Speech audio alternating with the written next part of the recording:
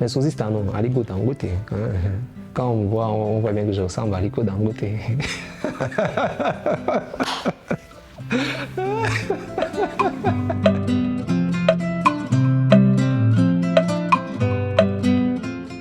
Alors, bonjour à tous, je suis Jules Arnaud, promoteur de l'entreprise King's Food et je suis sur l'émission Ndolé.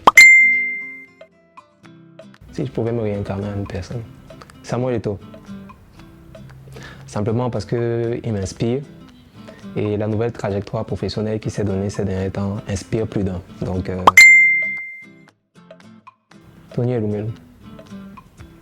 Simplement parce que ça me permettrait de le toucher et comme c'est un philanthrope et qu'il croit à la jeunesse africaine travailleuse, peut-être que je vais lui proposer un de mes projets et voir comment est-ce qu'il peut financer. Beyoncé. Disons simplement que moi étant au Cameroun et elle étant aux États-Unis, et même si j'arrive aux États-Unis, je ne suis pas sûr de pouvoir la rencontrer facilement, c'est compliqué quoi. Donc, Fong Tsongpo, le ministre délégué de la Justice. Disons, parfois c'est sorti inapproprié, parfois marrante, me font énormément marrer, donc voilà, je prendrai le risque de lui dire, tout en espérant qu'il ne me calcule pas. Donc.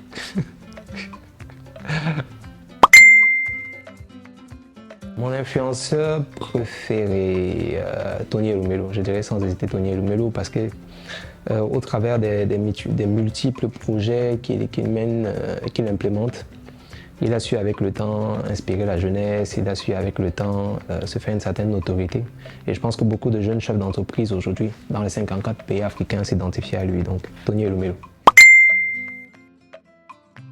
Personne avec laquelle je partagerai toute ma vie, Laetitia Kingé, bien évidemment. Bon, c'est ma fiancée et puis bon, voilà. On a des projets d'avenir ensemble. Alors, sans hésiter, je vais dire quoi? Juste une nuit, ça peut être à discuter, hein. Bon, Caresse Fotso. Simplement parce que c'est une artiste camerounaise qui allie assez modernité et traditionnelle. J'adore énormément le style qu'elle fait et voilà, je pense que, enfin, du moins ce que je vois sur les RS, elle a une très belle personnalité, elle est très chaleureuse, donc Caresse Fotso. Le son qui m'inspire le plus, alors je veux dire quoi, Aliko Dangote. Simplement parce que c'est vrai qu'il n'a pas un parcours atypique parce que bon, il a vécu dans une famille assez très aisée.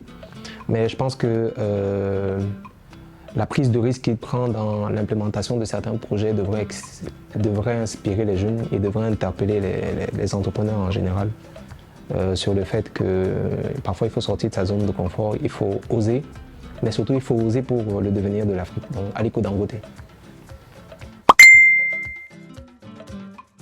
Aliko Dangote. Simplement parce que voilà, il est l'une des personnes qui m'inspire ou bien la personne qui m'inspire le plus. Et je pense que rencontrer une pointure de ce niveau pour nos chefs d'entreprise ou pour moi chef d'entreprise, je pense que recevoir de ses conseils, recevoir de ce qui a fait de lui ce qu'il est devenu aujourd'hui, je pense que ça pourrait être une aubaine qui est plus intéressante que recevoir de l'argent de X ou Y. Donc Aliko Dangote. Sans hésiter et sans paraître égoïste, je dirais que c'est moi-même. Simplement parce que je pense que voilà, pour apprendre à aimer les autres, il faudrait d'abord s'aimer soi-même. Vu qu'on dit que tu aimeras ton prochain comme toi-même, donc je pense que voilà, c'est moi-même.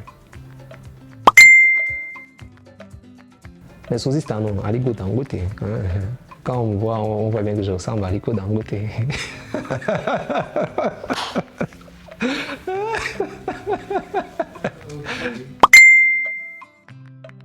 Le coq avec le manioc, sans hésiter.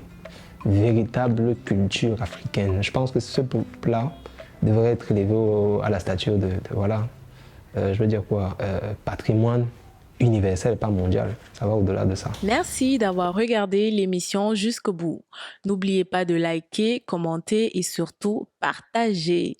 N'hésitez pas aussi à nous suivre sur nos différents réseaux sociaux et on se dit à très bientôt sur votre chaîne Oko Channel.